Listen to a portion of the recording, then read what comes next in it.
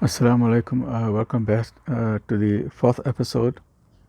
It's the fourth. Today I'm going to talk fast. I'm just getting to learn about these guidelines for YouTube, and I find that if the one, I've got a problem with my camera, it can't record for long, and secondly, the guidelines for YouTube, if it's longer than a certain amount, then you need verification code, and I don't like all of those type of interference in my life. I just like things to be simple, so I'm going to try and limit. I've just made a few short notes. I wish I would have had. This was in my young days when I used to conduct workshops. I had blackboards and whiteboards and smart boards and everything. So if I had a smart board or a computer which could write on it, I could have explained a lot of things in detail. I'm a visual person. As I said previously also, think of the human brain every time, all the time. So I don't have a blackboard. So instead of that, what I've done, I've kept some pens here in front of me. Okay, some pens and lots of paper. I've got lots of paper, and I apologize. I will do some scribbling as I'm talking, and I will try and keep it slow. I'm supposed to just keep it to 10 minutes. I forgot to see the time, so I don't know. Next time I'll keep a watch in front of me. Okay, very briefly, I'm going to try and keep the videos short, 10 minutes. Today is episode 4. Okay, episode 4, I'm talking about this point now. Episode 4 is why I love Islam. And I mentioned I'm going to talk about, I'm going to explain Islam to the non-Muslims, those who are interested and curious about Islam.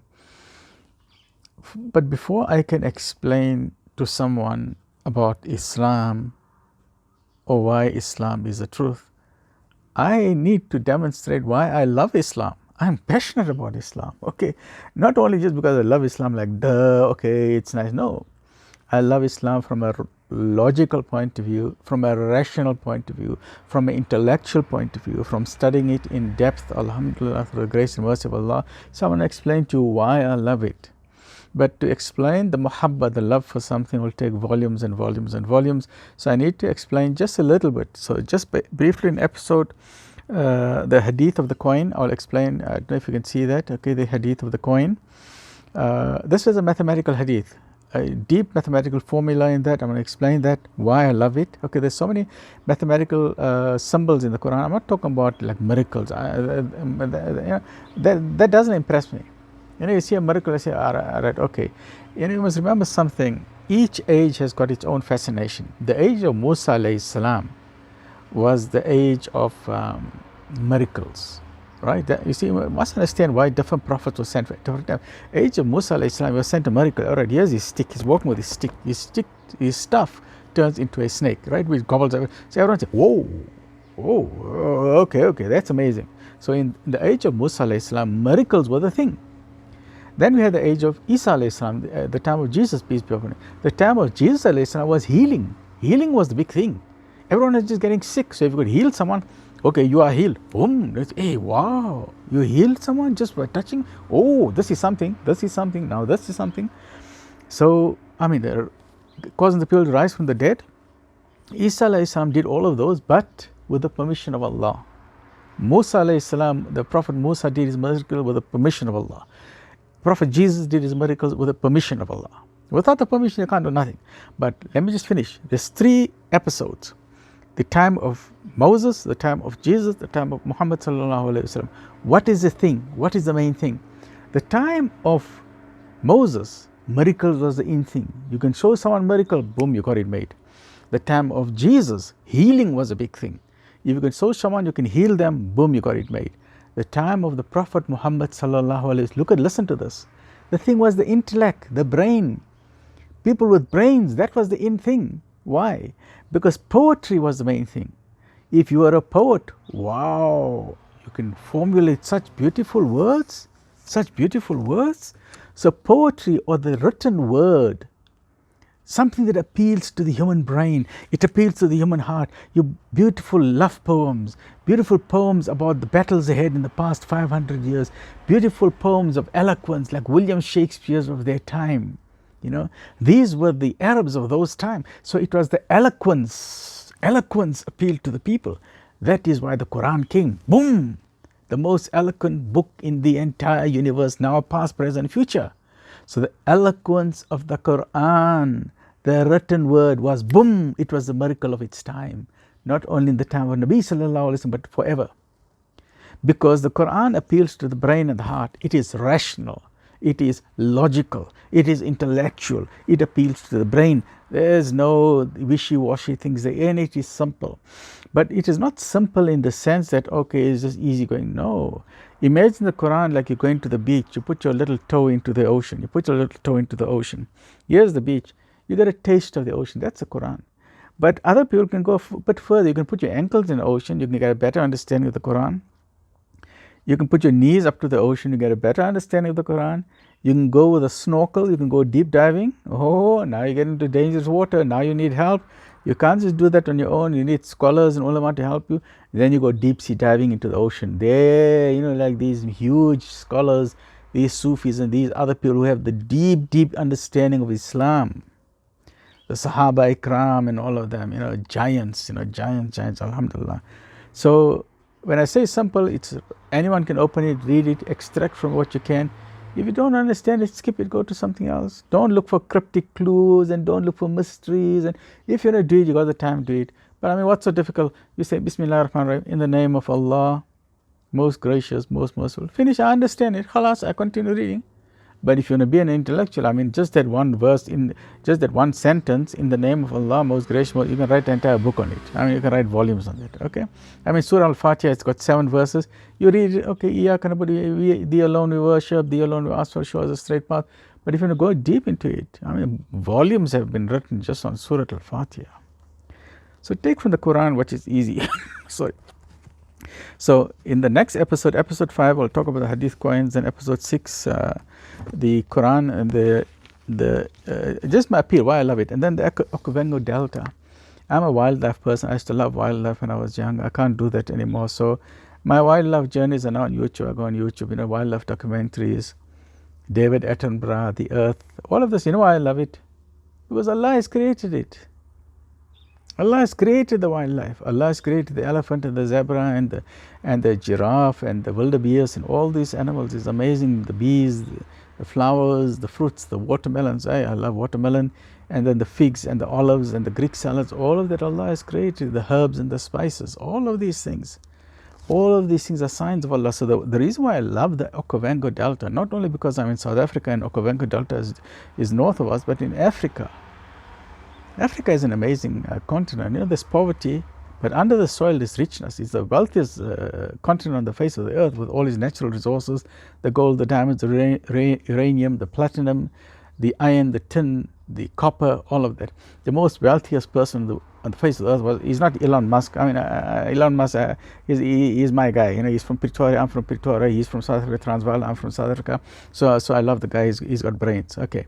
But the wealthiest person was a person in North Africa. I forget his name. I think in where the Sahara Desert is, we go more towards West Africa, Morocco or Senegal.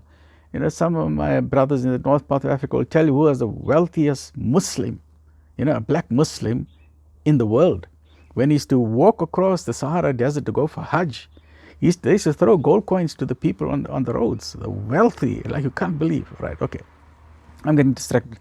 So Africa, I love it because of the Okavango Delta. We have the Masai Mara. We have the plains of the Serengeti. Oh, you must watch the plains of the Serengeti, from Kenya to Tanzania. And the Okavango Delta is known as, but I will talk about it, inshallah, known as the last Eden on earth, from a dry desert, not even a drop of rainfall. Not a drop of rainfall, but it becomes transformed into a paradise. It is a Eden. It is a Jannah on earth. A Jannah on earth. And that is where it's so fascinating, because when I came across a verse in the Quran and this hit me, it hit me so hard. It hit me so hard. And that's why I love Islam. It hit me so hard. It hit me so hard.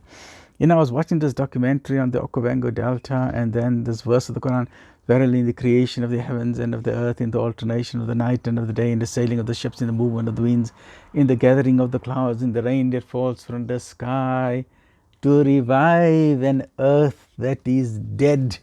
Wow. And this Okavango Delta, when that water comes, that reviving a desert, a dead desert where there's no life. And then you find hippopotamus, you find elephants, you find water, millions of liters of water, you find butterflies. Where they're coming from, I don't know. millions of frogs, millions of birds, millions of bees, and I'm saying, where on earth did they come from? So this is one of my fascination of Islam. I need to talk very quickly. Ihsan, the whole concept of Islam is ihsan. Can you see that? Ihsan. Okay, ihsan in simple terms, I mean, the ulama will tell you, they'll talk for hours on ihsan. My simple understanding is excellence. Just think of it as excellence. Afterwards, I'll talk about Hadith Jibreel alayhi salam, where we talk about the difference between Islam, between Iman, Islam, and between Islam, Iman, and Ihsan. I've been a Muslim. The lowest category is Islam is a Muslim, and then Iman is a mu'min, and Ihsan is a muhsinin. But in simple terms, because I'm talking about back to basics. I've got a little thing here to remind you. I don't know if you can see that. You can't see that. I don't know if you can see that. Back to basics of Islam and basics of the human brain.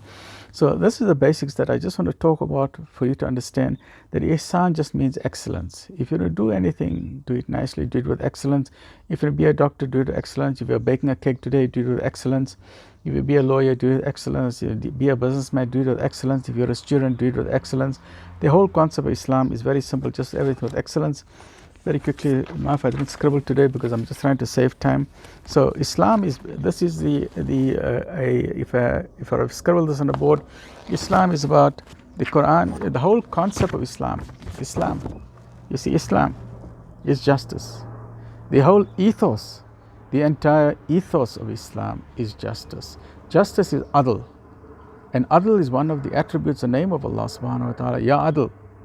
Ya Adl, oh the just one, justice. This is the whole ethos, the whole essence of Islam is justice. That is, and the whole concept of Islam is good manners. If you're a just person, fairness, and if you've got good manners, ooh, you're already well on your way into Islam. Justice and good manners, don't forget that. That is why the whole concept of Islam, human rights. I mean, Nabi Sallallahu Alaihi Wasallam, even before he was a prophet, he was part of this Hilf al-Fudul, the very first human rights organization in the world. Nabi Sallallahu Alaihi Wasallam was part of that. Right? Because of injustice, trader, he didn't get his money and he called the people, he said, hey, establish justice. So, where do we get Islam from? Quran and Sunnah. Quran and Nabi Sallallahu Alaihi Wasallam said, I'll leave with you two things, Quran and Sunnah. And in addition to that, where else do we get our wisdom from? We get our wisdom from the Sahaba Ikram and the Ulama Kareem. I mean, the Sahaba Ikram, and we thank Allah subhanahu wa ta'ala, alhamdulillah, Ya Rab, for giving us this wonderful example. We thank Allah for giving us the Shahada. Where would we be without the Shahada? So make a lot of shukr, Allah gave us the Shahada. Make a lot of shukr, Ya Allah, thank you for sending us the Quran. Thank you for sending us Nabi Sallallahu Alaihi Wasallam. Thank you for sending us Sahaba Ikram. What amazing people. Nabi Sallallahu Alaihi Wasallam transformed these people from dust into diamonds. And this is what Islam teaches us. Islam transforms ordinary people from dust into diamonds. So you mustn't just be an ordinary doctor, be an extraordinary doctor. Don't just be an ordinary businessman, be an extraordinary businessman. Don't just be an ordinary husband, be an extraordinary husband. Don't just be an ordinary husband, be an extraordinary husband. Be an extraordinary wife, be an extraordinary mother, be an extraordinary student, be an extraordinary member of the community. This is what Islam teaches us. So now we get is it ijtihad? Maaf, I don't know this concept. Ijtihad, where two people get together. Napoleon Hill calls it the mastermind principle, where two brains are better than one. So the Sahaba Ikram, the ulama are today the inheritors of that knowledge. They are the heirs of the Prophet. So we honor them, we respect them. Even if you disagree with them, I mean, you respect them. Don't get involved in petty politics. So this whole thing is about the scales of justice. So Islam talks about justice, and on the day of Qiyamah, that is why we have the scales of justice, the good deeds and the bad deeds. Good deeds is the whole essence of Islam. Never forget this justice. Always be justice. And that is why Islam talks about, and I will talk about this inshallah, hukukullah, hukukul ibad, hukukul nafs.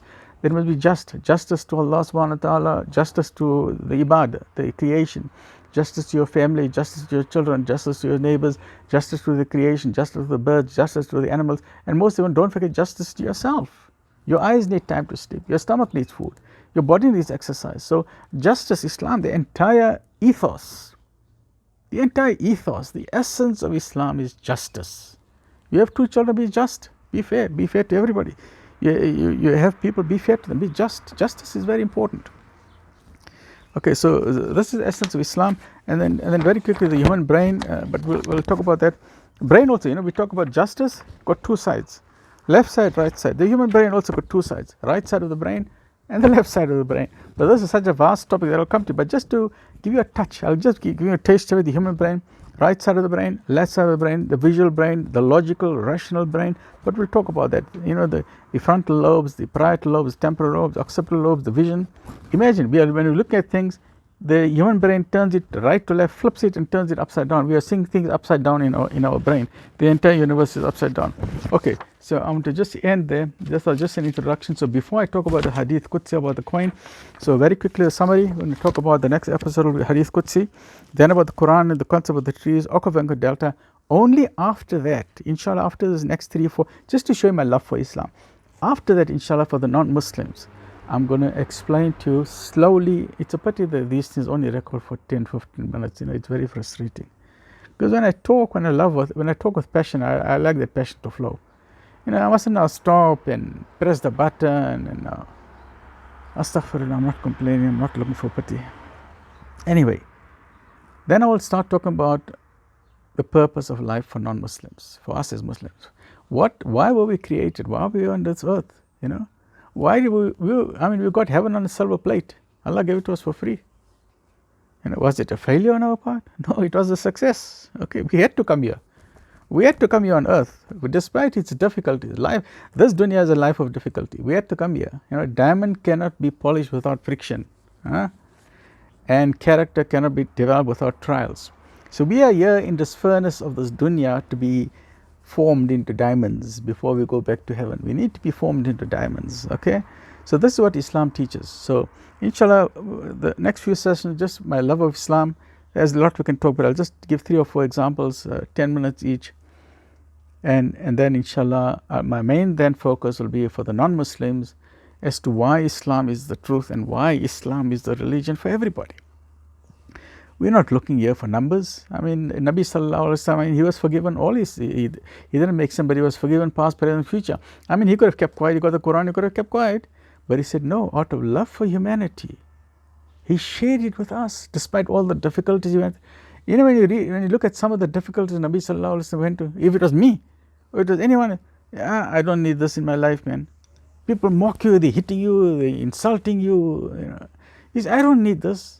I've already got Jannah, why do I need to do this? People don't want to listen. No, but Nabi Sallallahu Alaihi Wasallam, he went through that for us, for me and for you. So the least you can do, send him a darood, 1 darood, 10 darood, 100 darood, whatever you can manage. 1 darood a day. 3, you know, I love numbers. You say 1 darood or 3 darood or 11 darood, send it. Benefit you, you know, just out of thank and shukr to Allah subhanahu wa ta'ala. Jazakumullah khair for joining me, maaf for my in-between commentaries, but see you in the next episode, inshallah. My finger now, I'm just trying to focus and take your focus away from this. Jazakumullah khair, may everything that's good for you come to you in great, great abundance. May Allah subhanahu wa ta'ala accept all your du'as, remove your obstacles, give you best in this one, next one, all dimensions of existence, for you, your families, for everyone that you love, inshallah. Amin ya Rabbal Alamin. Jazakumullah khair. Assalamu alaikum wa rahmatullahi wa barakatuh.